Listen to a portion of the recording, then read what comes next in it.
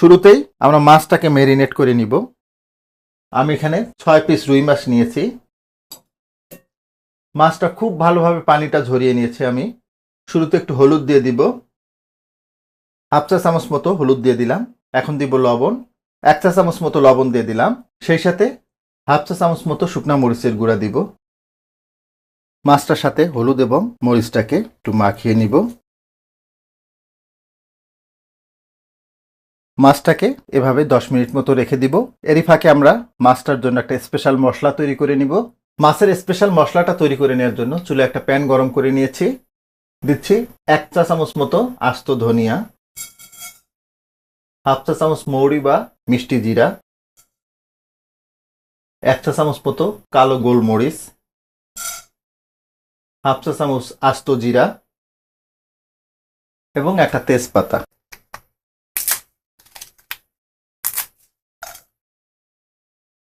সবগুলো মশলা হালকা করে একটু টেলে নিব।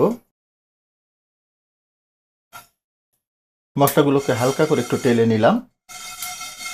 মাছটাকে ভেজে নিতে হবে, আর এর জন্য চুলে একটা প্যান গরম করে নিয়েছি। 4 টেবিল চামচ মতো রান্নার তেল দিয়ে দিলাম। তেলটাতে সামান্য একটু লবণ দিয়ে দিচ্ছি। মাছ ভাজার সময় এরকম তেলে যদি একটু লবণ দিয়ে মাছগুলো ভেজে নেন, তাহলে কোনো অবস্থাতেই কড়াইয়ের সাথে মাছ ভাজার পরে মাছ আর কখনোই আটকাবে না। তেলটা গরম হয়ে গেছে, মাছগুলো দিয়ে দিব।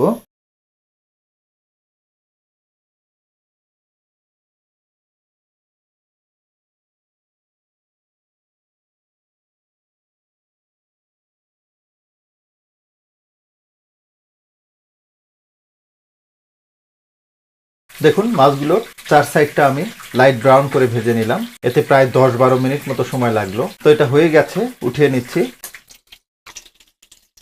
একদম কড়া করে ভাজিনি। একদম কড়া করে ভাজলে এতে তেল মশলাগুলো কম ঢুকবে। ওই একই তেলে 1 কাপ পেঁয়াজ কুচানো দিচ্ছি।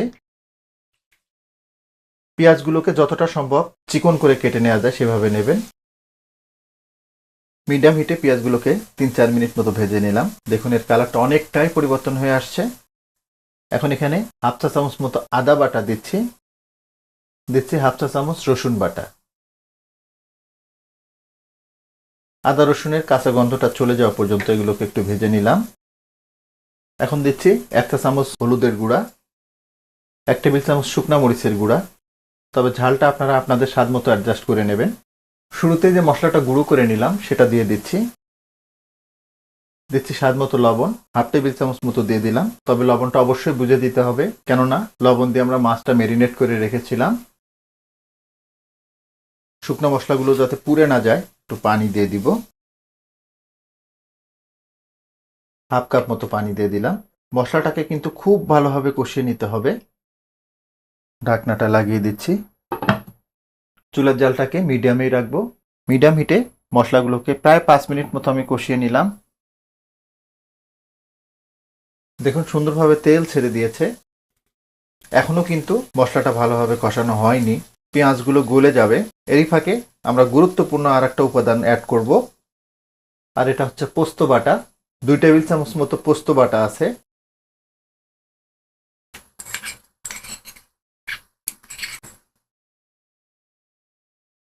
পোস্ত বাটাটা দেবেন। এই পোস্ত বাটাটা দিলে রুই মাছে কিন্তু দুর্দান্ত একটা স্বাদ আসবে। আরো একটু পানি দিয়ে দিব।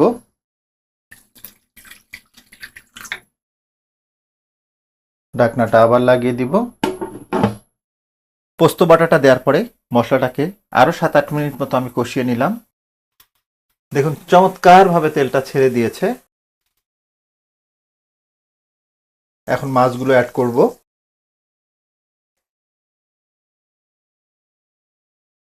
এখানে প্রায় 500 গ্রাম মতো মাছ আছে।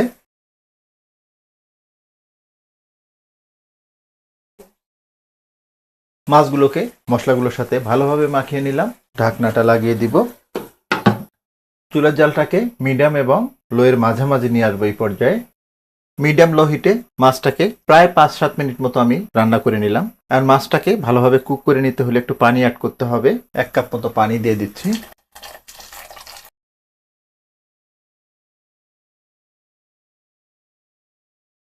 ঢাকনাটা লাগিয়ে দিব। চুলার জালটাকে এই পর্যায়ে মিডিয়ামে নিয়ে আসবো। মিডিয়াম হিটে মাছটাকে প্রায় 10 মিনিট আমি রান্না করে নিলাম। দেখুন এবার লুকটা, এর লুকটাই কিন্তু বলে দিচ্ছে এটা কতটা স্বাদের হবে। দেখুন সুন্দরভাবে মাছটা রান্না হয়ে গেছে। দেখুন লুকটা, গ্রেভিটা দেখুন। এরকম রুই মাছ রান্না আর গরম গরম ভাত, একবার গেস করে দেখুন খাওয়াটা কোন লেভেলের হবে। এর টেক্সচার, এর কালার দেখেই বুঝছেন, এর বাইরে কিছুই বলতে হবে না। অনেস্টলি বলছি, এই নিয়মে এভাবে রুই মাছ রান্না করবেন, নিজেই অবাক হয়ে যাবেন যে কিভাবে রুই মাছ এত স্বাদের হতে পারে। আমি চেষ্টা করেছি যতটা সহজভাবে এবং অথেন্টিকভাবে এই রেসিপিটা করে দেখানো সম্ভব আমি দেখিয়েছি। আশা করব রেসিপিটা আপনাদের অনেক ভালো লাগবে, আর ভালো লাগলে কিন্তু আমার সার্থকতা। যদি একটু হলেও ভালো লেগে থাকে তাহলে রিকোয়েস্ট করব লাইক, শেয়ার এবং কমেন্ট করার জন্য। আর আপনি আমার চ্যানেলে নতুন হয়ে থাকলে রিকোয়েস্ট করব আমার চ্যানেলটাকে সাবস্ক্রাইব করার জন্য। তো আজকে এ পর্যন্তই। সবাই অনেক ভালো থাকবেন, সুস্থ থাকবেন, নিরাপদ থাকবেন। আল্লাহ হাফেজ।